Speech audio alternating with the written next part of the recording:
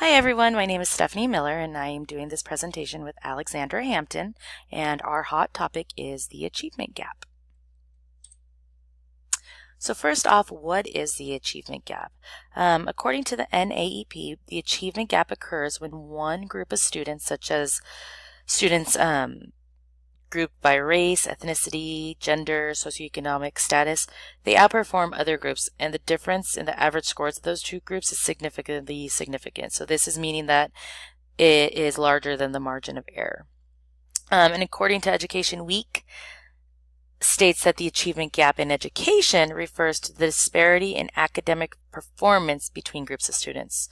So the achievement gap in education shows up in grades, it shows up in standardized testing scores, the course selection of students, their dropout rates, college completion rates, among other success measures. And it's most often used to describe the troubling performance gaps between African American and Hispanic students compared to who are at the lower end of the performance scale compared to their non-Hispanic white peers, and the similar academic disparity between students from low-income families and those who are better off. However, in the past decade, scholars and policymakers have begun to focus increasing attention on other types of achievement gaps, such as those based on sex, English language proficiency, and learning disabilities.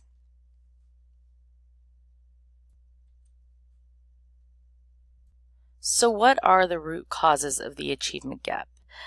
Through our research, we found that there are various causes of the achievement gap, but three are repeated throughout various studies. The three that are most focused on are socioeconomic levels, ethnicity, and parent involvement. So as far as socioeconomic levels go, according to 2009 data from the Census Bureau, of all children younger than 18 living in families, 15.5 million live in poverty, defined as a family of four with less than $21,947 per year.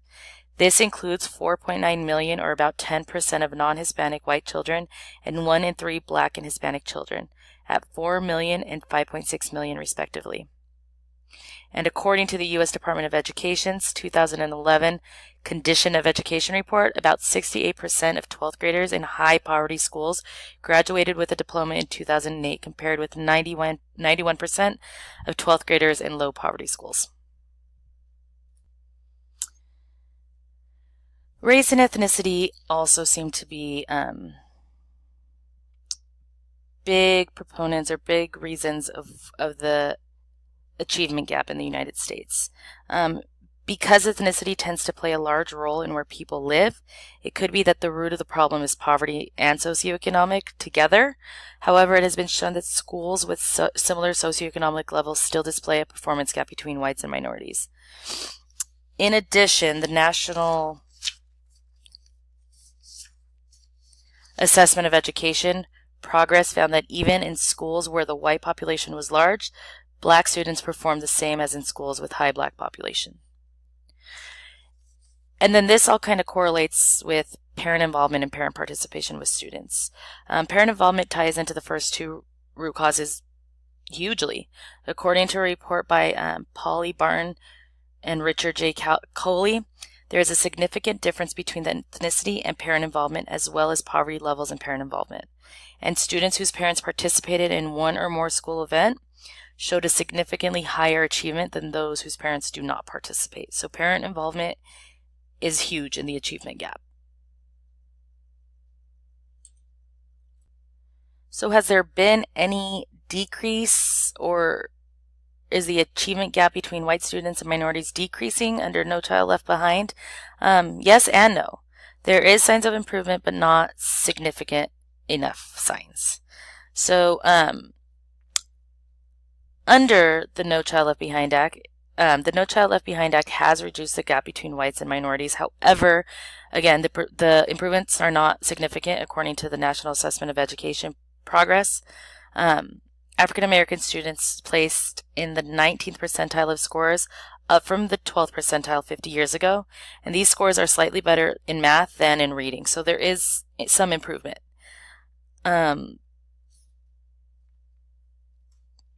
An interesting fact is if the gap continues to close at this rate, it will take 250 years to disappear.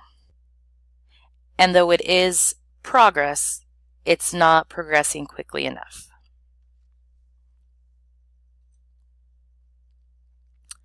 So what strategies are used to narrow the gap? Although there are many strategies to help minorities achieve, we're going to highlight 3 specific ones: outreach to student families, focus on academics, and the setting of high expectations and standards. The National Education Association provides the following ideas to help reach the families of students. Make sure the main office is family friendly. Reach out to students and families. And establish family centers at schools and other community locations. Hire staff from the community who speak families' home languages. Provide transportation to and from school events, and conduct adult education and parent courses at local schools. And then for the last 2 strategies, they go hand in hand. Focus on high academics and high standards and expectations. Researchers have found that schools with high concentration of minorities and or poverty rarely expect much work from their students in terms of assignment and projects. However, schools who outperformed these schools had rigorous academia and high standards. Many states have adopted standards-based reform and expected all students to meet them. So it's important to believe in our students and to hold them to those high standards and expectations.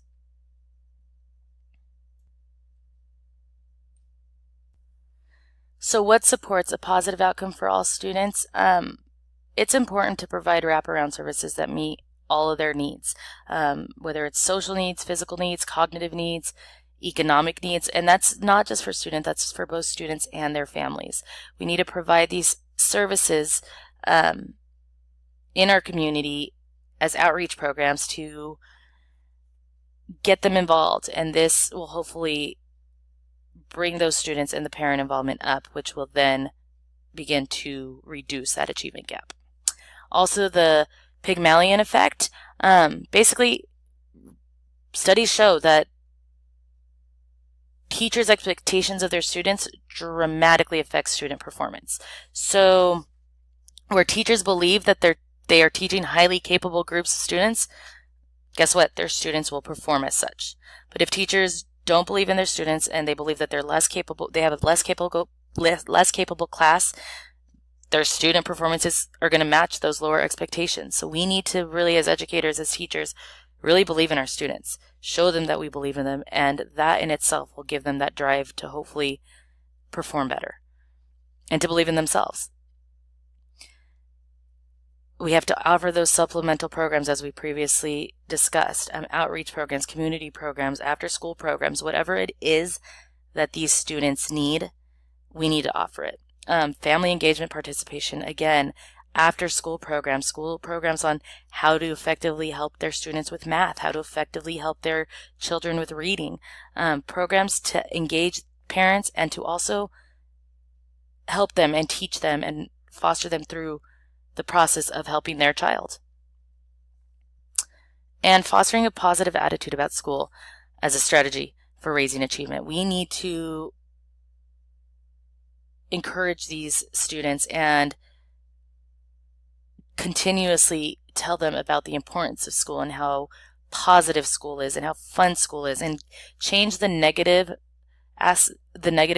persona of school that they may have into a positive one. And that will help them begin to enjoy school and flourish and work harder, because they'll start to see school as a positive and not a negative.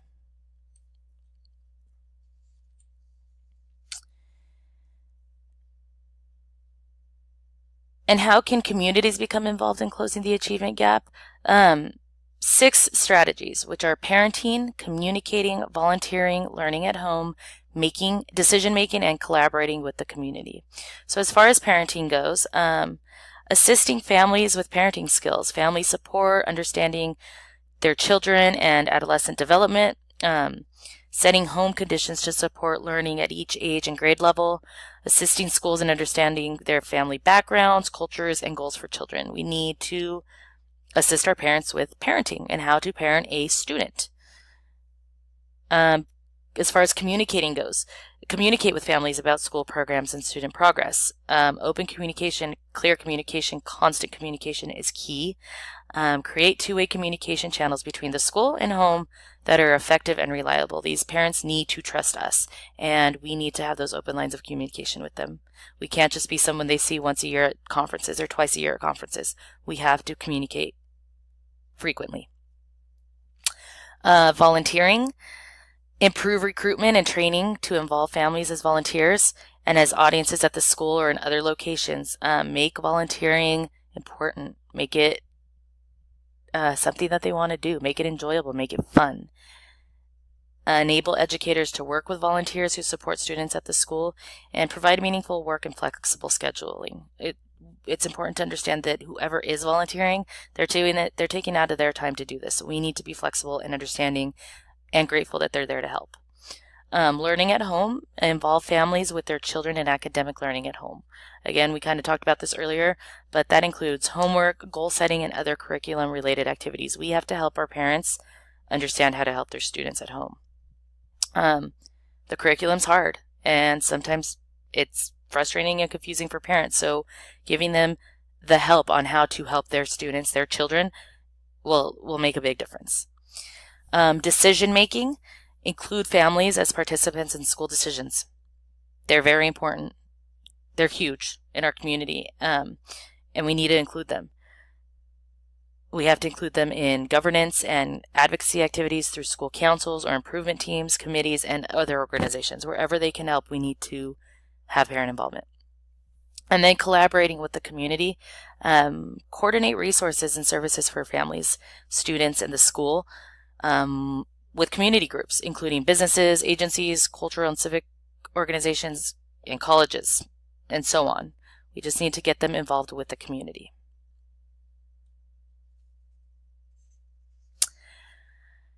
So thank you for listening to our presentation. If you can, we'd like for you to go onto our Padlet, and there's a picture of it right there. That's what it'll look like, and we want you to answer this question as best as you can. We just kind of want to get an idea of where everyone's districts are at as far as the achievement gap is concerned. So our question is, what specific gaps are students experiencing in your district? Are they gaps in performance on tests, gaps in access to key opportunities, attainment gaps, or is it something entirely different? And what strategies or measures have your districts or schools put in place to shrink or eliminate these gaps? So you can click on the link or copy and paste it, and it should take you directly to that Padlet. And if you can just put your answer there, we would really appreciate it. Thank you for listening to our presentation.